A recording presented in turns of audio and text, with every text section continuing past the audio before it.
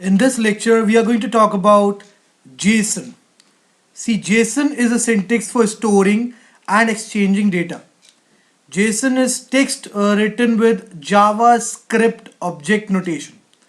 So Python has a built-in package called JSON, which can be used to work with JSON object, that is JavaScript object notation. Now, how can we import that JSON module? So for doing that, what we can do, we can write down this simple code import JSON for importing that JSON module. Okay. Now, how can you parse JSON? That is, how can you convert from JSON to Python? If you have a JSON string, you can parse it by using json.loads. Suppose if you have got a JSON string like this, in which there are some key values pair. Okay, so this is the key value pair of for this name part. Okay, and then it is, let's say, age is the second thing. For this, let me enter an integer value. Now let's put a comma and then city name.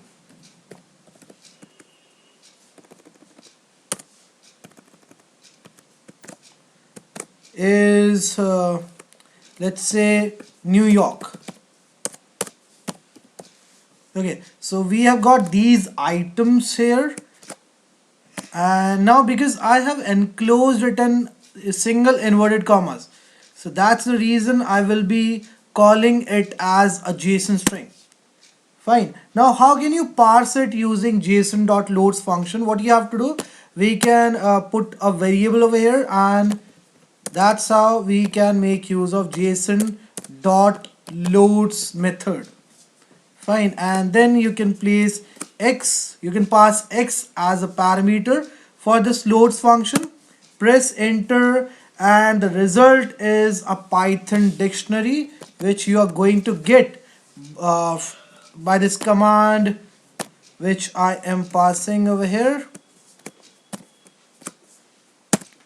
So this is going to be the output. Fine. So that's how you can parse a JSON string. Now, how can you convert from Python to JSON? See, if you have a Python object, you can convert it into a JSON string by using the json.dumps method. So for doing that, let's do one thing. Let's define a Python dictionary first. I'm copying this whole thing and I'm putting it over here. And let's remove this inverted comma so as to make it a dictionary, Python dictionary. Fine, now it's a Python dictionary which you're seeing over here. Okay, now if you'll press enter, you're going to come on this next line, and how you're going to convert this Python into JSON. So for that, again, we can make use of a function named dumps. Okay, and then pass x as a parameter for this function. Press enter, and then when you'll print this y, this is what you will get as an output. Now it's a JSON string which you are getting as an output over here. Fine, so that's how you can convert a JSON string into a Python program like this using this json.loads method, and using this json.dumps you can convert a JSON string into a Python dictionary. Fine. Now, next thing that we are going to talk about is regular expression. The short form of that regular expression is regex.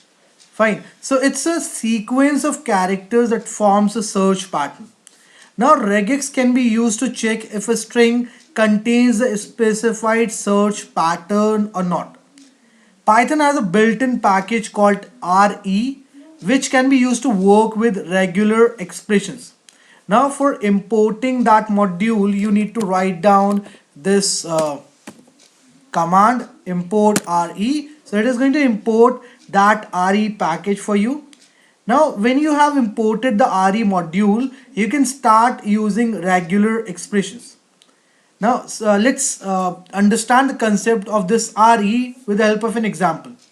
Let's search the string to see if it starts with THE, that is the, and ends with Spain. So for this I'm going to write down a program.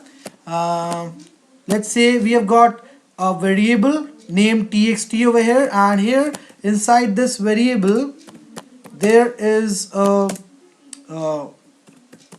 string of characters, the rain in Spain. Let's press enter, and here let's assign this thing to this variable x, re.search, and after that we can place double inverted comma here. Let's place this sign, the, and dot.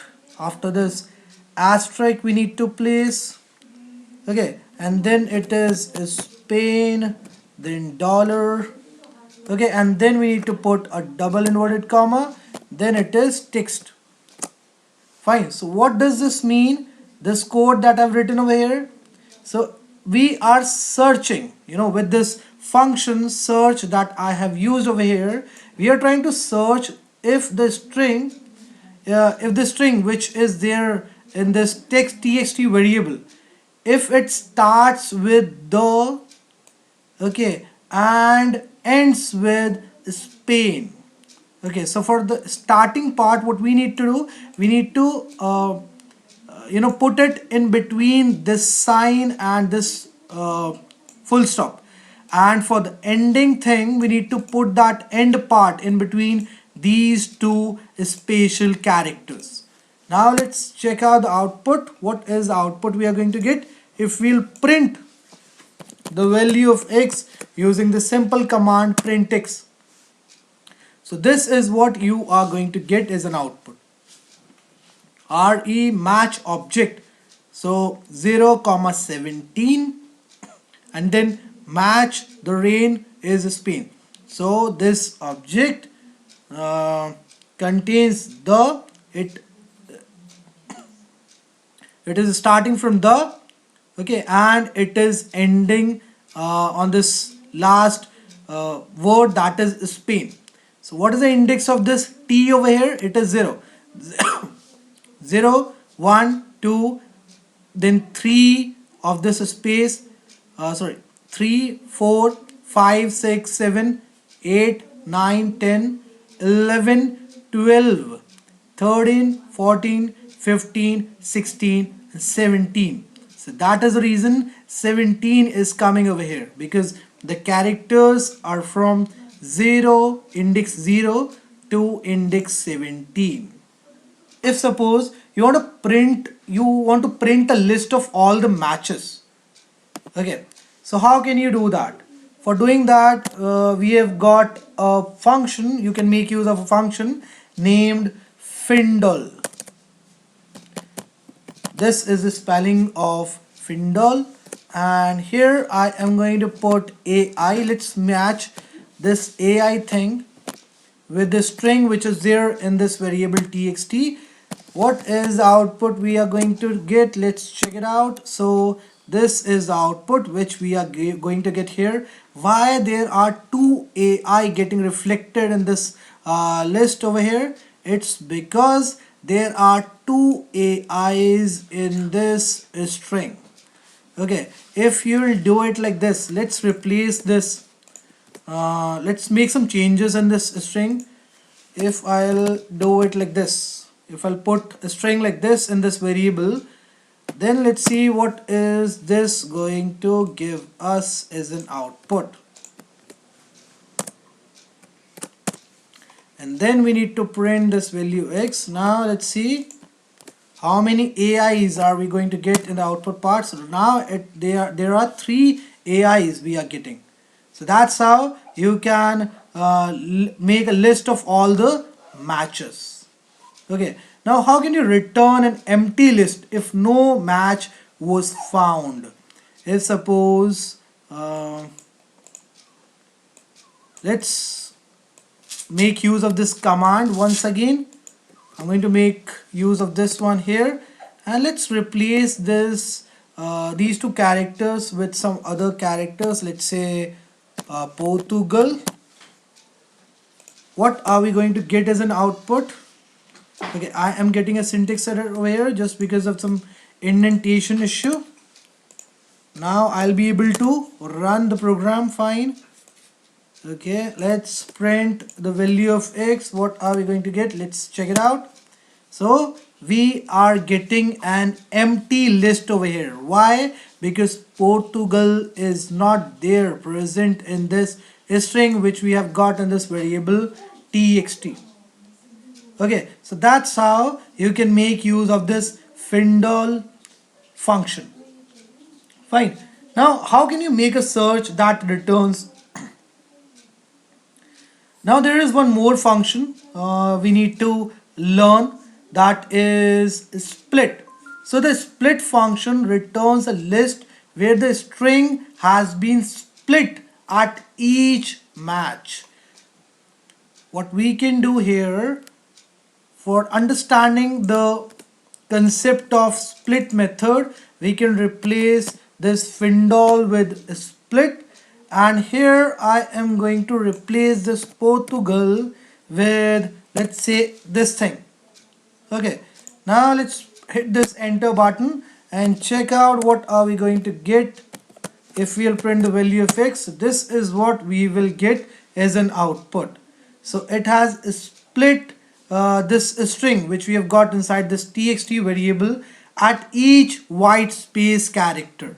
So there are 1, 2, 3, 4 white spaces in this string which we have stored in this text variable. So that is the reason we are getting an output like this. Fine.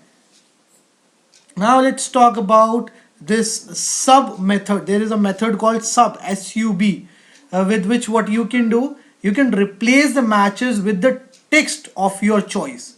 Suppose if you want to replace, just a second, let's copy this code and put it over here.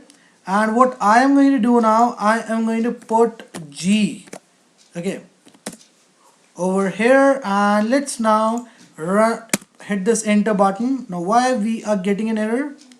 Okay, I think it's because of some indentation issue. Yeah, now it is fine, I think. Okay, in place of G, if I'll put 9, and here if I'll put a bracket, and then I think okay, we need to replace this split with sub. That's the reason we were getting an error, because for the split function we can pass only 2 parameters, right? Now what is going to happen, let's check out. So we will be printing the value of x for finding out the output. So this is output we will get.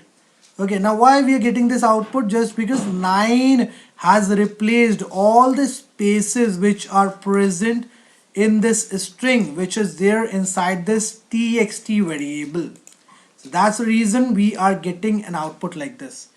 That's how you can make use of this beautiful function named sub. Okay, that's it for this lecture. Hope you enjoyed this one a lot. Please do like and subscribe to my channel, and also share the link of this video in your group so that more and more students can come and join my channel. Thank you very much. God bless you and namaste.